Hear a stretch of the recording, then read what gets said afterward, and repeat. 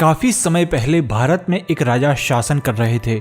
हमेशा उनकी बगल में उनका एक मंत्री रहता था जो अपनी बुद्धिमत्ता के लिए प्रसिद्ध था, लेकिन वह एक अजीब आदत के लिए भी जाना जाता था जिससे राजा बार बार परेशान रहते थे। चाहे जो भी हो, वह हमेशा यही कहकर जवाब देता था, जो होता है वह अच्छे के लिए ही होता है। एक दिन राजा अपने मंत्री, सिपाहियां और वैद्य के साथ शिकार के लिए जंगल में जा रहे थे। रास्ते में उनके घोड़े ने एक बड़े सांप को देख लिया और घबरा गया। राजा घोड़े से गिर पड़े और 15-20 फुट तक घिसटते चले गए। इस दुर्घटना में उनके एक पैर का अंगूठा कट गया। पीछे आने वाले मंत्री ने तुरंत अपना घोड़ा रोककर राजा के पास दौड़ते हुए जाकर कहा, जो भी होता है वह अच्छे के लिए ही होता है। राजा दर्द से कराहते हुए चिल्लाए, तुम कैसे कह सकते हो कि जो होता है वह अच्छे के लिए ही होता है? तुम्हारी यह निर्दयता अब तुम पर भारी पड़ेगी। सेनापति, उन्होंने आदेश दिया, इस मंत्री को मृत्युदंड की सजा मिलेगी। सुबह सूरज की पहली किरण के साथ इसे फांसी पर लटका दिया जाए। मंत्री ने मुस्कुराते हुए खुद से कहा, जो होता है वह अच्छे के लिए ही होता है। सेनापति उसे पकड़कर महल में ले जाने लगे। राजा के साथ आए वैद्य ने तुरंत औषधि लाकर कटे हुए अंगूठे पर पट्टी बांध दी। असहनीय दर्द धीरे धीरे कम हो गया। वैद्य ने उन्हें वापस महल जाने की सलाह दी, लेकिन राजा गुस्से में और भी जिद्दी हो गए और शिकार जारी रखने का फैसला किया। गहरे जंगल में पहुंचते ही वहां के आदिवासियों ने उन पर हमला कर दिया। आदिवासियों ने राजा, सिपाहियां और वैद्य के हाथ पैर बांधकर उन्हें अपने गांव ले गए।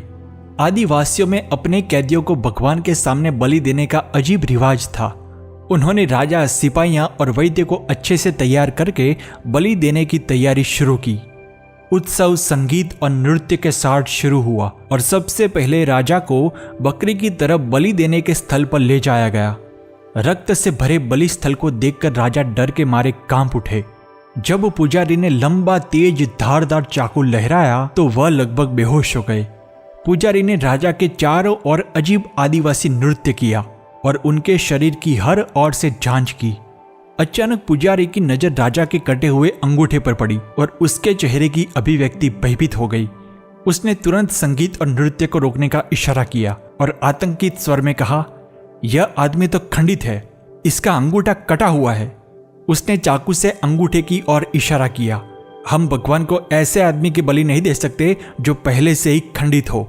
पुजारी ने राजा के हाथ पैर बंधे रस्सियों को काटकर उसे मुक्त कर दिया। राजा जल्दी से लंगड़ाते हुए घोड़े पर चढ़कर वहां से भाग निकला। घोड़ा दौड़ाते हुए राजा को मंत्री के शब्द याद आए और साथ ही वह आदेश भी याद आया कि उसे फांसी पर चढ़ाया जाए। उसने आकाश की ओर देखा जहां हल्की रोशनी फैली हुई थी और ऐसा लग रहा था कि सूर्य उगने की तैयारी कर रहा है। उसने घोड़े को और तेजी से दौड़ाया। महल में मंत्री को काले बुरखे में लपेटकर फांसी के तख्ते पर खड़ा कर दिया गया था। उसके हाथ पैर रस्सियों से बंधे हुए थे। सेनापति सूरज की किरण देखने के बाद जल्लाद को फांसी का फंदा खींचने का इशारा करने ही वाला था कि राजा दरवाजा तोड़ते हुए घोड़े पर चढ़कर वहां आ पहुंचे। उन्होंने जोर से कहा, फांसी को रोक दो, मंत्री को छोड़ दो। वहां मौजूद सभी लोग आश्चर्यचकित होकर आदिवासी के कपड़े पहने राजा को देख रहे थे।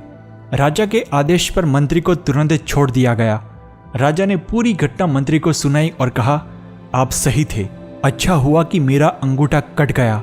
इसके कारण आदिवासियों ने बलि के लिए मेरा बलिदान नहीं किया। लेकिन मेरे एक सवाल का जवाब दीजिए, जब मैंने आपको फांसी पर चढ़ाने का आदेश दिया था तो आपने क्यों कहा कि जो होता है वह अच्छे के लिए ही होता है? अगर मैं यहाँ 1 मिनट भी देर कर जाता तो आपका खेल समाप्त हो चुका होता। आपके लिए इसमें अच्छा क्या हुआ? मंत्री ने मुस्कुराते हुए जवाब दिया, महाराज, यदि आप मुझे फांसी पर चढ़ाने का आदेश देकर वापस महल में नहीं भेजते और मुझे अपने साथ शिकार पर ले जाते तो आदिवासियों ने सिपाहियों और वैद्य की तरह मुझे भी बलि के लिए कतार में खड़ा कर दिया होता, क्योंकि मेरे शरीर का कोई अंग खंडित नहीं था, इसलिए मैं बलि के योग्य था। ओह मंत्री जी, आप वास्तव में सही है। राजा ने भावुक होकर दोनों हाथ जोड़कर कहा, सच में जो होता है वह अच्छे के लिए ही होता है। आज मुझे समझ आया कि आपका यह वाक्य वास्तव में बहुत गहरे ज्ञान से भरा हुआ है। भगवान का लाख लाख धन्यवाद कि आपकी फांसी की मेरी बड़ी भूल टल गई। नहीं तो मुझे राज्य की सबसे बुद्धिमान व्यक्ति को खोने की कीमत चुकानी पड़ती।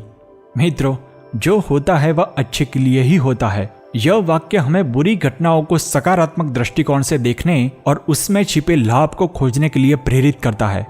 कोई भी कठिन काम आसान है कहने से आसान नहीं हो जाता, लेकिन ऐसा कहने से कठिन काम में आगे बढ़ने के लिए मानसिक साहस मिलता है। जैसे फिल्म 3 इडियट्स में आमिर खान अपने दोस्तों को कहते हैं, ये जो अपना दिल है ना, बड़ा डरपोक है, इसे बेवकूफ बनाकर रखो। लाइफ में कितनी भी बड़ी प्रॉब्लम हो ना, उसे बोलो कोई बात नहीं चाचू, सब कुछ ठीक ठाक है, all is well, all is well.